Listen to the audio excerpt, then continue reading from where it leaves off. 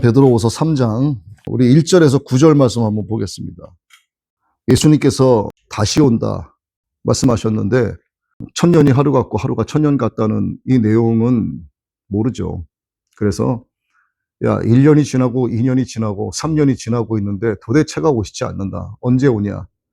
그래서 이제 그들의 믿음이 흔들리기 시작을 하는 겁니다. 흔들리는 또 한 가지의 이유는 주변 사람들이 조롱을 하는 거죠. 너희가 믿고 승천했다는 예수는 안 온다. 기다리지 마라. 헛되짓 하지 마라. 이제 이런 식으로 자꾸 미혹을 하니까 신자들의 마음이 흔들리기 시작을 하는 거예요. 그래서 예수님의 재림을 비웃거나 이런 조롱을 일삼는 자들이 나타나서 자꾸 미혹하는 일들이 반복이 되니까 베드로는 예언자들의 과거의 말씀 그리고 사도들의 가르침을 상기시켜서 재림에 대한 확신을 심어주기 위해서 지금 이 베드로후서라고 하는 두 번째 편지를 성도들에게 보낸 겁니다. 죽음을 앞둔 자의 유언의 형식으로 주님의 재림은 확실히 있을 것이다 이렇게 강조를 하고 있는 거예요. 그래서 오늘 우리가 이렇게 지금 본문에 보면은 목적은 너희의 진실한 마음을 일깨워서 예수님이 우리에게 약속하신 마음이 너희들 마음 가운데서 다시 일깨워지기를 원한다. 이렇게 베드로는 이야기하고 있습니다. 우리가 예수님을 믿으면서 하나님의 말씀을 이렇게 설교를 통해서 듣고 또 어떤 믿음의 교제들을 통해서 난 이러한 경험을 했어, 이러한 체험을 했어, 간증을 듣고 하나님의 은혜를 간접적으로 체험하면서 가고 있는데 따지고 보면 예수님의 십자가 복음은 참으로 단순합니다. 이게 복잡한 게 하나도 없어요. 사람을 하나님께서 창조하셨는데 사람이 죄를 범했어요. 하나님은 영혼 육 가운데에서 몸을 치셨어. 몸을 죽게 만드셨어. 그런데 이 혼은 죽지 않는단 말이에요. 영은 하나님께로 돌아가고. 그러면 혼이 죽지 않는데 몸이 없으면 혼은 구천을 떠도는 게 되는 거야. 그래서 하나님은 우리에게 혼에게 몸을 주시기 위해서 고린도서에 영의 몸을 하늘에 준비해 주고 계신단 말이에요. 우리의 육신을 벗어난 혼은 즉시 영의 몸으로 들어가는 거야. 영의 몸을 입고 하나님 앞에서 심판을 받게 되는 거예요. 그런데 이러한 것을 누가 가르쳐 주셨냐 하면은 예수님께서 오셔서 우리에게 가르쳐 주신 거예요. 그리고 성령을 보내주셔서 성령으로 하여금 예수님께서 3년 동안 제자들에게 교육해 주신 것을 다 깨닫게 해주신 겁니다. 그리고 예수님의 제자로 활동하진 않았지만 사도 바울 역시 예수님을 빛으로 만나서 예수님으로부터 얻게 된 여러 가지 지혜와 지식과 성령으로 말미암아 깨닫게 된 것을 전 세계를 돌아다니면서 복음을 전하면서 사람들에게 가르치는 거죠. 그래서 결론이 예수님을 믿으면 구원을 받는다예요. 예수님이 올라가셨고 다시 오신답니다. 우리는 죽으면 하나님의 심판을 받는다예요. 너희는 예수님의 모습을 그대로 본받으면서 제자로 살아가야 한다.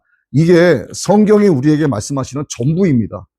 근데 이거를 전 세계의 수많은 교단에 수많은 교회의 수많은 목사님들이 매주 설교를 해요. 그런데 설교가 사실 다를 게 없어요. 다 똑같습니다.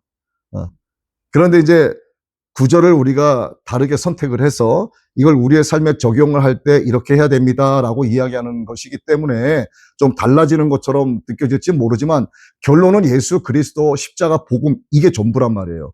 오늘 역시도 마찬가지예요. 베드로가 이 신자들에게 예수님의 재림에 대해서 약속이 지켜지지 않고 있는 것처럼 흔들리니까 이거를 다져주기 위해서 예수님이 우리의 구원자이시고 승천하신 대로 다시 약속하셨으니 너희들은 흔들리지 말고 기다리고 있어라. 예수님께서 하늘에 올라가셔서 우리를 위해서 무엇을 준비하고 있다. 이런 이야기를 하고 있는 겁니다. 그리고 하나님께서 이 세상을 창조하셨는데 이것은 하나님께서 세상을 불로 심판하신다. 그런데 물로 심판하신 것에 대한 약속을 무지개를 통해서 다시는 내가 물로 너희를 심판하지 않겠다. 약속을 해주셨고 그 증거로 오늘날에도 무지개가 있지 않습니까? 근데 하나님께서는 이후에 세상을 불로 심판한다 말씀하셨어요. 이런 불의 심판이 있기까지 자기의 자녀들을 하나님은 아들 예수님을 이 땅에 재림으로 보내주셔서 우리를 데려가시는데 지금 늦게 이렇게 이루어지고 있다고 너희들이 말하는 이 과정 속에서 예수님은 우리를 위해서 거처를 준비해 놓고 계신다. 이런 내용을 이 안에서 이면에서 자꾸 이야기하고 있는 겁니다. 자, 내용을 한번 이제 보시죠. 예수님께서 말씀하십니다. 내가 너희를 위하여 거처를 예비하러 가노니 가서 너희를 위하여 거처를 예비하면 내가 다시 와서 너희를 내게로 영접하여 나 있는 곳에 너희도 있게 하리라. 자, 하나님을 믿는 유대인들에게 너희들이 하나님을 믿으니 인간으로 온 하나님인 내 말을 믿으라고 요한복음 14장에서 예수님이 말씀하셨어요. 예수님의 본질이 무엇인지를 말씀하신 겁니다. 너희들이 하나님을 믿고 있지. 하나님인 내가 이 땅에 왔어. 너희들이 믿고 있는 하나님은 말씀으로 기록된 율법이야. 너희들은 율법을 하나님으로 알고 있지. 그 율법이 바로 나야. 내가 이 땅에 왔으니 너희들은 나를 믿으면 돼. 이렇게 직접적으로 말씀하진 않으셨지만 요한복음 14장에서 이렇게 말씀을 하신 거예요. 1절에서 3절 말씀에 아마 그게 기록이 돼 있을 거예요. 그리고 예수님께서 승천하실 때 제자들이 하늘을 이렇게 쳐다보고 있었습니다. 근데 흰옷 입은 두 사람이 그들 곁에 서서 갈릴리 사람들아 이렇게 해요. 너희들이 어찌하여 서서 하늘을 쳐다보느냐. 너희 가운데 하늘로 올려지신 이 예수는 너희가 지금 가심을 본 그대로 오시리라. 이렇게 이야기했습니다. 이건 이제 사도행전에 나와 있는 말씀이고, 그렇게 다시 오신다 하는 것을 믿으라고 하신 예수님이 이 사람의 셈법으로 계산을 하면 도무지 이해가 되지 않을 만큼 재림이 더디고 있어요. 이 당시에 제자들도 이 당시에 예수님을 믿고 그야말로 자기 목숨을 내놓고 믿음을 지킨 이 순교자들 역시도 예수님의 재림이 곧 임박했다라고 믿고 있었어요. 2000년이 지난 오늘도 예수님의 재림이 임박했다라고 믿고 있습니다. 그런데 정말 임박했어요.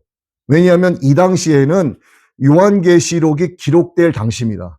그렇기 때문에 요한계시록에 대한 이해가 턱없이 부족한 상태였어요.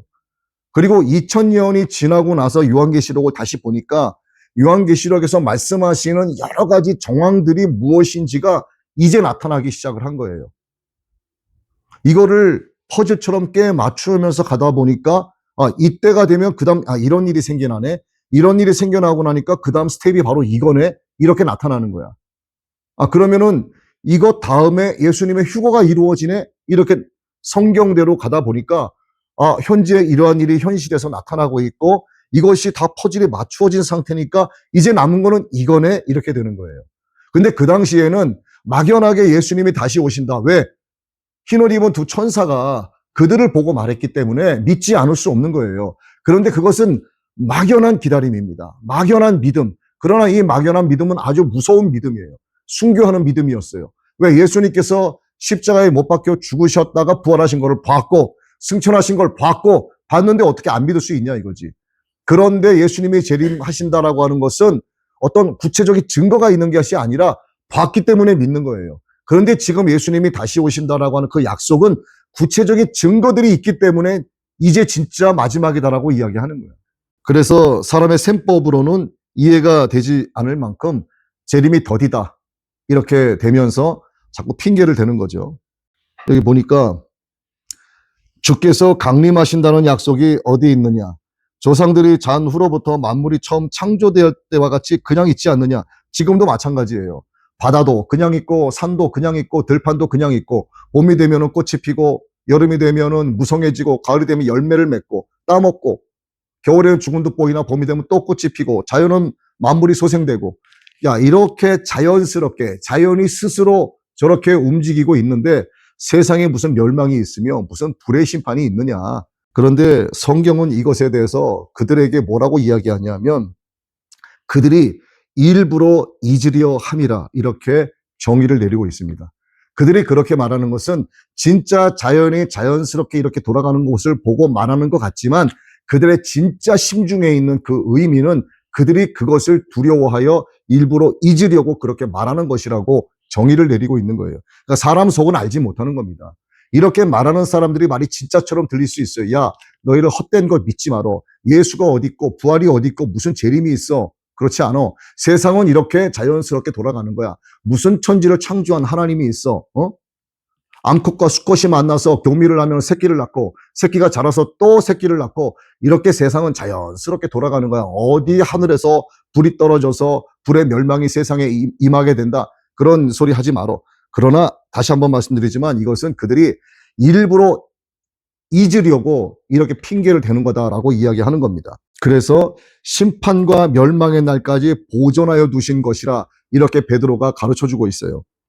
그리고 주께서는 우리 사람과 셈법이 다르기 때문에 주님 입장에서는 천년이 하루와 같고 하루가 천년과 같다. 그럼 주님 입장에서는 우리한테는 2000년이 지금 지난 시점이지만 예수님께서는 승천하시고 나서 이제 이틀밖에 안 지난 것과 똑같은 거예요. 그러니까 예수님 기준에서는 이틀이야. 그래서 어떤 사람들은 이것이 더디다 이렇게 생각을 하지만 이것은 더딘 것이 아니다. 주님은 너희가 더디다고 말하고 있지만 주님은 너희를 향하여 지금 오래 참고 계시는 거야. 이렇게 베드로가 가르쳐주고 있어요. 이렇게 사람들은 주님의 재림이 더디다 이렇게 믿지 못한다 이렇게 말을 합니다. 그러나 다시 말씀드리지만 하루가 천년 같고 천년이 하루 같다. 이 사실을 잊어서는 안 된다 이렇게 이야기하면서 자, 하나님은 모든 사람이 구원을 받으면서 진리를 아는 데 이르기를 원하시고 죄인들에 대해서 오래 참으시면서 아무도 멸망하지 않고 다 회개에 이르기를 원하고 계십니다. 정하신 세상 끝에 이르기까지 주님의 재림이 이루어지지 않고 있는 것일 뿐인데 하나님의 셈법을 모르는 사람들이 조급증을 일으키면서 불신앙을 나타내고 있는 이런 현상들이 우리 주변에 얼마나 많이 나타나고 있어요. 재림에 대한 약속의 확실한 것은 우리가 부인할 수가 없습니다. 성경 전체에 이 재림에 대한 약속이요. 이 성경 전체 32절마다 한 번씩 나오는 꼴로 많아요. 이 구절 하나하나를 세면은 이게 몇 개겠습니까? 근데 32절을 건너뛰면서 재림, 32절을 건너뛰면서 재림. 엄청난 숫자가 재림의 이야기를 하고 있는 거예요. 초림에 대한 약속보다 8배가 많습니다. 구약을 통해서 예수님의 초림을 예표하는 것을 많이 이야기했죠, 선지자들이. 재림은 그 8배가 많아요. 그러니까 32절마다 한 번씩 예수님의 재림을 이야기하고 있는 겁니다. 그 중에서도 이제 데살로니가 전서, 데살로니가 후서에 보시면은 이 전체의 예수님의 재림 이야기가 기록이 되어 있어요. 그리고 또 한 군데는 마태복음 24장, 마가복음 13장, 거기에도 예수님의 이야기가 전체가 다 기록이 되어 있습니다. 재림에 관한 이야기예요. 누가복음 21장도 재림에 관한 이야기가 기록이 되어 있어요. 한 장 전체가 다. 마태복음, 마가복음, 누가복음, 데살로니가 전서, 후서. 엄청나게 많은 예수님의 재림 이야기가 기록이 되고 있습니다. 그래서 예수님의 재림은 너무나 확실하다고 하는 거. 그리고 여기 보니까 9절에 오래 참으사 아무도 멸망하지 아니하고 다 회개에 이르기를 원하신다라는 말씀이 있습니다. 자녀가 말이죠. 또는 회사에서 어떤 직원이 뭔가를 이렇게 잘못해요. 그러면은 잘못하자마자 이렇게 확 야단을 치는 경우가 아마 거의 없을 거예요. 한 번 정도, 두 번 정도는 잘하겠지 하고 눈 감아 주기도 합니다. 그리고 좀 지켜봐요, 이러고 있다가. 왜 그러냐 하면 지켜보는 것은 아예 그냥 날 잡아서 확 치려고 하는 게 아니라 돌이키길 원하는 마음이 있는 거야. 그런데 얘가 돌이키질 않아요. 그렇게 되면은 결국에 가서는 세게 야단을 치는 거죠. 그러니까 그가 돌이키기를 원하는 마음이 하나님의 마음과 같은 거예요. 우리가 회개하기를 원하기 때문에 우리가 뭔가 하나님 앞에 잘못을 해도 우리는 하나님은 자꾸 너 오른쪽으로 가야 된다, 오른쪽으로 가야 된다라고 말씀하시는데 오른쪽으로 가다가 왼쪽을 보니까 괜찮은 게 있어서 왼쪽으로 살짝 틀었어. 오른쪽이라고. 이렇게 하나님은 말씀을 통해서 또 사람을 통해서 교회 공동체를 통해서 오른쪽이라고 자꾸 말씀을 하세요. 이걸 듣고 돌이키고 회개하고 오른쪽으로 가면 상관이 없는데 자꾸 왼쪽으로만 가는 거야. 그러면 하나님은 기다리고 계시다가 어느 날 갑자기 확 내려치시는 거예요. 근데 기다리시는 이유는 뭐냐면 회개하기를 원하시는 겁니다. 돌이키기를 원하시는 거야. 반대로 누군가가 너무 잘했어. 그래서 그가 사람들에게도 의인으로 칭함을 받고 하나님 보시기에도 합당한 자야. 그런데 정말 돌이켜서 잘했어요. 죄인의 길을 가다가 돌이켜서 정말 잘하고 있는 중이야. 그의 마음에 이런 생각이 들어요. 하나님, 제가 잘하고 있죠? 저를 좀 도와주세요. 내가 잘하고 있으니까 이제 좀 길 좀 열어주시고 좀 도와주셨으면 좋겠어요. 그런데 생각대로 잘 안 돼. 어려움이 자꾸 생겨. 문제가 생겨. 근데 하나님께서는 이걸 모르시는 게 아니라 놔두시는 거예요. 누군가가 하나님 앞에 정말 합당하게 죄에서 돌이켜 잘하고 있는데 잘하자마자 상을 주는 게 아니야. 우리의 자녀들이 공부를 해서 뭐 시험도 잘 보고 성적이 좋아졌어. 그러면 막 좋아가지고 들떠사는 게 아니라 더 권면을 하는 거죠. 잘했다. 너 조금 더 할 수 있어. 더 노력해봐. 그리고 아이가 잘하기를 기대하고 있는 거야. 근데 시간이 가면 갈수록 점점점 잘해. 그러면 부모 입장에서는 얘가 잘할 때마다 뭔가를 막 해주는 게 아니라 쭉 지켜보는 겁니다. 왜 그러냐면요. 잘할 때마다 잘한다. 뭐 할 때마다 오우 잘한다 이러면 사람이 교만해져요. 하나님은 우리가 상을 받을 만한 일을 했는데도 불구하고 상을 바로바로 주시지 않는 이유는 우리를 겸손하게 하시기 위해서 그런 겁니다. 이집트에서 꺼내셨어. 그러면은 바로 가나안 가야지. 왜 광야길을 걷게 하시냐고요. 반대로 죄를 지어도 바로 벌을 주시지 않는 것은 돌이키기를 원하시는 거야. 지금 이 세상에 하나님을 믿지 않는 사람들이 거의 대부분이잖아요. 네, 거의 대부분이야. 그럼 하나님이 지금 심판을 내리시면 어떻게 되겠습니까? 다 불에 타 죽는 거예요. 그런데 하나님은 성경을 통해서 주의 종들을 통해서 복음 공동체 교회를 통해서 계속해서 예수를 믿으라. 너희들은 마지막 때에 이런 일이 나타난다. 예수님의 재림은 반드시 이루어진다. 이루어지게 되면 요한계시록상 다니엘 에스겔서를 통해서 어떤 일이 세상에 펼쳐진다라고 하는 것을 끊임없이 말씀을 하고 계시는 거예요. 왜 이렇게 말씀하시는가? 이렇게 사람들이 못돼 먹었는데도 왜 이렇게 말씀하시는가? 85억 명 인구 가운데 고작해야 예수 믿는 인원 한 15억 명도 채 안 돼요. 그러면 70억 명이 예수님을 안 믿고 조롱을 하는 거야. 야, 세상에 무슨 재림이 있느냐? 세상에 무슨 불로 멸망을 하느냐? 너희 성경에 기록된 거 다 가짜야. 거짓말이야. 조롱한단 말이에요. 심지어는 예수 믿는 사람들까지도 그래요. 예수님의 재림이 얼마 남지 않았습니다. 세상이 정말 마지막입니다. 라고 얘기하면은 목사님들까지도 그래. 저 목사가 종말론에 빠졌다라고 이야기합니다. 그렇지 않은 거예요. 정말 참된 신앙인은요, 종말 신앙을 갖고 살아가야 되는 거예요. 안 죽는 인간이 어디 있어요? 나도 개인적으로 죽게 되는 종말을 맞이하게 되는 피조물이야. 세상도 종말이 있어요. 이 종말을 생각을 하면서 그 뒤에 내가 어떻게 될 것인가를 생각을 해야만 온전히 예수님을 바라보고 믿을 수 있는 거란 말이에요. 그런데도 불구하고 기독교 내에서도 조롱을 하는 거야. 너무 거기에 빠지지 말라고. 빠지는 게 아니에요. 예, 빠지는 게 아니라고 이거는. 근데 하나님께서 이 땅에 이제 마지막 은혜를 부어주시는 게 뭐냐 하면 온 세상에 부흥이 일어난다라고 말씀하세요. 마지막 부흥. 이 부흥의 빛이 대한민국에도 비추는데 하나님께서는 이 대한민국을요 정말 크게 사용하실 겁니다.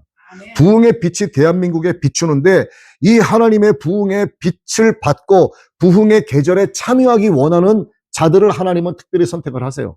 정말 선택하십니다. 거기에 선택받지 못하고 부흥의 자리에 있지 못하면 그는 남겨진 자가 되는 거야. 남겨지고 난 이후에 깨닫는 거예요. 이제라도 내가 순교해서 믿음을 지켜야지. 이렇게 되는 겁니다. 그러니까 순교는 지금 생각하면 안 되는 거예요. 이거는 남겨졌을 때 이야기야. 예수님의 재림과 동시에 나오는 이야기는 휴거. 올라가는 거예요. 아니면 내가 제명에 죽어서 내 혼이 하나님께로 가든가 내가 육으로 살아있을 때 예수님이 오셔서 순간적으로 영의 몸으로 갈아타고서 신부로 올라가든가 둘 중에 하나인 거예요. 그러니까 이러한 믿음이 없으면 안 되는 겁니다. 이렇게 예수님의 신부로 단장되어지는 믿음을 가진 자만이 베드로후서 3장 베드로가 이 성도들에게 전한 이 말씀대로 세상에 대해서 미혹되지 않고 믿음을 지킬 수 있는 자들이 되는 거예요. 그래서 결론은 그겁니다. 예수님의 재림을 믿어야 한다는 거. 예수님의 재림의 약속은 확실하다는 거. 예수님은 우리 위해서 처소를 예비하고 계시다는 거. 거기서 영원히 주님과 함께 왕노릇할 수 있다는 그 사실을 우리는 믿어야 되는 겁니다. 이거는 결코 허황된 말씀이 아니에요. 이거는 실질적으로 이루어지는 말씀입니다. 그래서 이거를 기억하라고 이야기해요. 죽게는 하루가 천년 같고 천년이 하루 같다는 이 사실을 잊지 말라. 이 한 가지를 잊지 말라. 이것만 가지고 있어도 흔들리지 않아요. 더디다 이런 이야기 안 합니다. 왜? 하나님의 셈법과 우리의 셈법이 완전히 다르기 때문에. 그래서 하나님의 사랑이 여기에 나타나요. 아무도 멸망하지 아니하고 다 회개에 이르기를 원하시느니라. 하나님 아버지께서. 그러면 이 70억 명의 인구가 다 회개해 보세요. 하나님 천국 잔치가 그냥. 그런데 하나님 마음이 아프신 거죠. 70억 명의 인구가 이제 짐승의 표를 받게 될 것이고, 짐승에게 이제 경배하는 날이 오게 될 것이고, 사람의 생각과 뇌신경을 잠식을 해서 하나님 예수 그리스도의 존재를 망각하게 만들고 기억력을 삭제하고, 이게 미래의 먼 기술이 아니라 지금 현재 실행되고 있는 기술이고, 근데 이러한 것들이 공상과학 영화에서 나오는 이야기로 치부하고, 사도 베드로가 이 성도들에게 이 답답한 심경을 이 편지를 통해서 두 번째 보내는데, 이들이 잠들지 않고 깨어있기를 바라는 마음이에요. 너희들 미혹되지 말고 사람들의 조롱하는 소리에 귀 기울이지 말고 오직 주님의 재림의 약속을 확실하게 믿고 그 약속을 바라면서 기다리고 있어라. 하나님의 시간과 우리 인간들의 시간 자체가 다르다. 하나님께서 우리를 향하여 사랑하시기 때문에 오래 참고 계시는 것이다. 모두가 회개에 이르기를 원하시기 때문에 하나님께서 너희가 더디다고 생각하지만 하나님 입장에서는 더딘 것이 아니다. 우리를 사랑하시기 때문에 조금 더 기다려주고 계시는 것이다 라고 위로하고 마음을 다질 수 있도록 권면을 하고 있는 중입니다. 이게 오늘날 정말 이 말씀이 필요한 거예요. 그래서 정말 답답한 마음이 많은데, 어쨌든 오늘 우리라도 이러한 말씀을 우리가 마음에 새겨서 예수님을 깊이 생각하는 우리 모두가 되었으면 좋겠습니다.